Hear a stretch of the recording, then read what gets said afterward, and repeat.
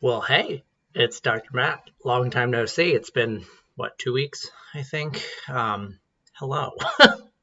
I've been meaning to, make a video about week 4, but the week kind of just flew by. So now I guess I'm covering weeks 4 and 5 of residency. Everything's been pretty good. Tired. Very tired. Even on my days off where I sleep extra, still tired. So 3 more years to go. Anyway, some things to mention. So week 4 was a pretty eventful week. Let's see. I got to do some of my favorite things ever. So placing central lines, in other words, placing like a jugular catheter in dogs and cats that goes from the jugular vein to right before it enters the heart for sampling drugs that can't be mixed together, fluids that might not be able to be given in a peripheral vein, so on and so forth. Placed my first PICC line, which is a peripherally inserted central catheter. I had to think about that, in a cat, which was a process, but was successful. I placed my first dialysis catheter, which was super exciting. It felt like I was putting a garden hose in a neck. So that was unnerving, but super cool. Then that same day, I got to teach a student how to do an abdominocentesis, or in other words, just putting a needle sterilely into the abdomen to drain some fluid. It was really exciting because she was so excited, and it was like, that's it. Takes not even a minute, and she was over the moon. So, I mean, that was pretty exciting for me. I wish I got to work with students a little bit more in ICU. And that was on this pancreatitis case we had. I'm not going to go into any details too much because I don't really want to put the patient's information out there. But the dog is doing well after being in the hospital for like a week and a half. So very excited about that. Other cool things that I want to mention is that the first case report I've been working on for like the last year or so, the last draft is being finalized so we can submit it for review, which is incredibly exciting because it's just taken so long to get here. And then the second case report that I've been working on with a bunch of people, the final draft is almost done. There's so many of us, so trying to get everyone to get their edits in and then fixing those edits and then putting more edits in. It's a process, but I'm very excited. That's going to be cool. It'll be my first 2 publications as first author, which is very exciting. Possibly have another case report on the way. One of the research papers I helped with that I'm on, we're waiting to hear back if they'll accept it after doing edits. And then mine is still in the works. I'm waiting for my mentor from my internship to finish looking at it, let me know, and then see if we can submit that. What else? Not veterinary related stuff. Sometimes it's nice to have that break. 2 weeks ago, around week 4, okay, hold on. Let me just give a preface. I said I would never do a tanning bed in my life. See where this is going. So I was at the gym, and I was like, I don't really get to see the sun that often for substantial amounts of time. Why not? Let's try it. Okay, so I was like, all right, 15 minutes sounds pretty quick. I feel like that's going to be like in and out, we're good to go. Well, I woke up the next morning, I was like, damn, why does my everything hurt? Keep in mind, it was like kind of dark in the morning. So I go up to the shower and I was like, damn, why does this shower hurt? And I was like, oh, okay. Maybe I got a little bit burned because I haven't really seen the sun in a while. Then I looked in the mirror. Whew, red as a lobster, like horribly red. Horribly. Probably the second most red I have ever been in my life. So then I was like, I don't know if I'm going to do that again. It is almost 2 weeks later, and it's like kind of slowly turned into a kind of tan. Kind of. On my stomach, though, holy shit, it's still so red. So now I know why I wasn't going to do it in the first place. So anyway, that was fun. No, actually it wasn't. To think about that. One of my resident mates, who's hysterical, kept making me laugh like the day afterwards, and it hurt to breathe. And then laughing, because I also laugh ridiculously at everything, was, oh my God, what a day. What a day. That was a 9-hour day, and it felt like it was a 90-hour day. Let's see. Last week, I wasn't really on too much. We had a smoke inhalation case, which I've never seen, like a true one before. Unfortunately, an animal was caught in a fire of some sort, not like inside of a fire, but a building fire. Pretty severely affected. Luckily, didn't have to go on the ventilator. Long and short of it is pretty bad carbon monoxide toxicity, and eventually determined the dog also got cyanide toxicity, which I never really thought I'd see, unless it was like secondary to too much nitroprusside. But she's doing okay. Still has a long road to recovery, but I did an incredibly deep dive on smoke inhalation and cyanide toxicity and the treatment, because that's not something that I've ever, I mean, I've heard of it, I've thought about it, but I've never actually thought of like, what would I do to treat the patient, right? So I think I had 4 or 5 books open, like textbooks, multiple research papers open, which, oh my God, that was painful. And some other stuff. So then, of course, me being me, I typed up my own notes for it. It's like 8 pages of dense pathophys. So one day I'll know the highlights. You know, maybe that's something I'll cover in a video in the near future. I don't know. Let's see. What else? So something that was really exciting, I guess, is I had this approximately 9-year-old female beagle named Sage, which I do have permission to share her information. So she's part of a rescue called Triangle Beagle Rescue. You can find them at trybeagles.org, which I highly recommend that you go. Just you know, everyone likes to look at some dogs, some really cute dogs, young, old, really old, special needs, so on and so forth. Well, this sweet little dog technically is a special needs dog. So long story short, no, okay. If you know me, when I say that, it probably means the story is going to be longer than normal. So this dog came in for being paralyzed in her back end for an unknown amount of time. The rescue got her a few days before. The previous person said that the dog was paralyzed for about a week. Boy, she had a lot going on. So this dog was pretty anemic, so she was pretty pale. Her heart was beating pretty hard. Her peripheral pulses were like beating like an 808 drum. And she also had heartworm disease, which, oh God, pain of my existence. One of the few diseases that I just I hate so much because it sucks. It's preventable. And not everyone knows, and that's okay.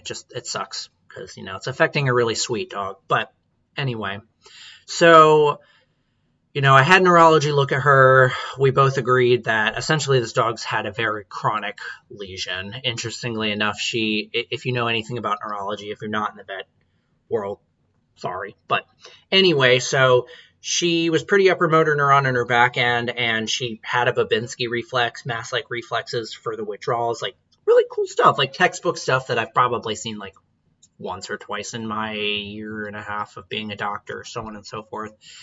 So, you know, biggest problem, yes, the dog's incredibly anemic. However, that also seemed like it was chronic as well. So I still felt pretty comfortable sending this dog home to live her best life and hopefully find an adopter. Fortunately for her, she has a fantastic foster that has a good amount of experience with like dogs that are paralyzed, dogs that are in wheelchairs, and other special needs. So I felt more than comfortable sending her home. We talked about what to look for if she became clinical for her anemia, but considering that nothing we do as veterinarians is benign, I want to see if this dog hopefully can regenerate her anemia on her own, which based on the complete blood count, I mean, she had 302,000 reticulocytes. So she's regenerating. So why give her something that's pretty antigenic or immunogenic like a transfusion if she's otherwise doing well, eating really well, zooming around? Like, you would never suspect this dog's that anemic by just watching her go and go and go. So yeah, so I just wanted to, briefly share her case. Check out trybeagles.org. I'll see if I can figure out how to add a picture of us together at the end of this. But she's super sweet, and if you want to take a look at some puppy dogs, please do. If you want to donate, even if it's $5, that's $5 more that they didn't have. That would be fantastic. Excuse me. That's my alarm to wake up for night shift. As you can see, I can't say wide awake, but I'm alive. Bare minimum standards. Let's see. So, exciting. So I attended endoscopy boot camp training, how to use a scope safety, handling, so on and so forth, primarily for GI, so upper lower GI. I thought the training was only going to be like 3 to 5 hours long. Oh my God. Let me tell you. I think I'm 5 hours in and I still have like 15 cases to go. And that's assuming that I passed everything or became proficient. So, holy crap. So I think I have to finish that by the 18th of this month. And at the beginning I said, oh, yeah, girl, I got you. But, I don't know. Anyway, let's see. So I'm on a stretch of overnight shifts. Tonight is my last night with another senior resident. Tomorrow, so Monday night and Tuesday night, I am going to be on my first overnight shift.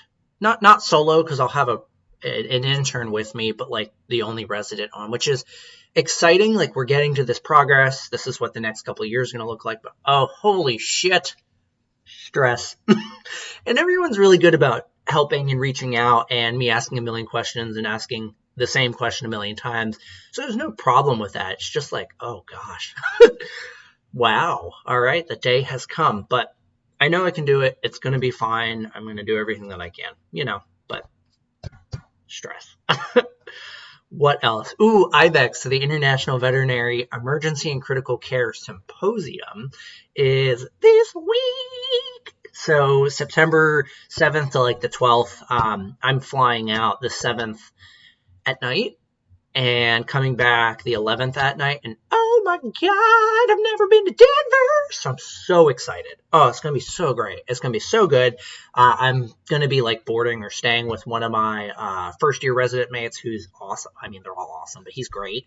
So it's going to be fun gallivanting around in Denver and learning and let's be honest, drinking and exploring. So that's going to be so much fun. And usually I only get to go for like 2 days every year, but we're going for what? Technically the 7th, 8th, 9th, 10th, 11th. So like 4.5, 5 days. So that's going to be fun. And yet again, I got the whole thing paid for.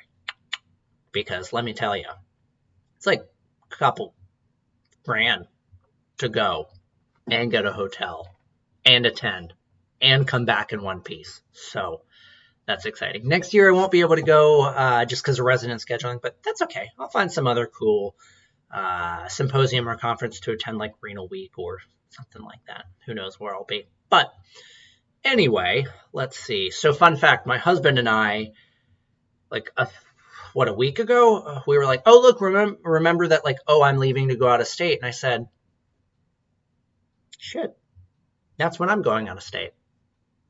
Who's going to watch the rabbits? Because, like, the cats, they're good. Automatic feeders, waterers, litter boxes. Look, American Life, lazy AF, but it works, right? But the bunnies, I don't have automatic hay feeders. And if someone knows of one, oh, God, please let me know. That'd be great. But, yeah. So, I was like, who is going to watch the bunnies? I live a decent ways away from work, like 30, 45 minutes. But like, I'm not going to ask a student to drive 30, 45 minutes north and then go back unless I pay them a lot, which, like, your boy makes a resident salary. It's not sustainable, right? Okay. But anyway, so I was like, ooh, let me ask my neighbors. My neighbors are awesome. I really like them, but like social anxiety, right? Don't really know them really well. So I was leaving to go to the gym yesterday, and my neighbor said hi to me, and I just kind of awkwardly, hold on, let me fix this light. Oh, better. You can see all the wrinkles and the sadness and tiredness in my face. Anyway, and I was like, hey, by the way, you want to watch my buns? All you have to do is just throw some hay at them twice a day. They're good. They're overweight. They're fine. That's all you have to do. So found someone to watch the bunnies. One less stress off my life for the time being. But yeah. So anyway, I was going to do like an educational video, something cool that I wanted to share about that I've been doing some research into that I haven't really done before. And I was going to do like sodium bicarbonate therapy. And I have like a presentation that's ready to give and some information, but I'll be honest, editing videos that are like more than 20 minutes takes forever. It's kind of a pain. So that's probably going to be something that I upload as like its own video. Maybe one day make like a series. I don't know. We're thinking way too far in the future. I live like 2 days at a time. But anyway, so that will hopefully be the next thing. Maybe there'll be one on like smoke inhalation. I don't know. I really like to be organized and like making a PowerPoint, even though after the pandemic, everyone's over PowerPoints. Let me tell you, over them PPTs. But it's kind of awkward just like sitting and staring at the camera and looking around my screen, just like talking. Well, everyone like probably looks around like, what the hell's around me? So, hopefully I'll have that in a couple days before I go to IVEX in Denver. It just depends on like how dead I am after night shift, because again, they're from 5 p.m. to 8 or 9 a.m. and I live 30-45 minutes away, so like I get a few hours of sleep, and then I go back, and then I come back, and then I go to sleep for like 2 seconds, and then I eat for 2 seconds, and then I go, and then I'm dying, and I'm miserable, and then I need to bury myself because I'm dead. But anyway, yeah, so I'm going to see if I can attach images or pictures, some pictures just from like the end of the week or the last couple of weeks on the end of this, because I want to try and share what I've done. It's very exciting. But otherwise, like, that's just me yammering on for what, 17 minutes 30 seconds. So you're welcome. Hopefully I didn't make your ears bleed, but I appreciate it. So thanks for tuning in. Please consider, if you feel like it, liking, leaving me a comment if you want to make a comment about something I said or did, or something you want to hear next. And, if you feel so kind, go ahead and subscribe. Almost sounded like that rhymed, but you can tell that I'm tired because it doesn't rhyme. But see you soon. And hopefully I'll have the bicarbonate video up in the next couple of days. And yeah, so thanks a lot. Bye.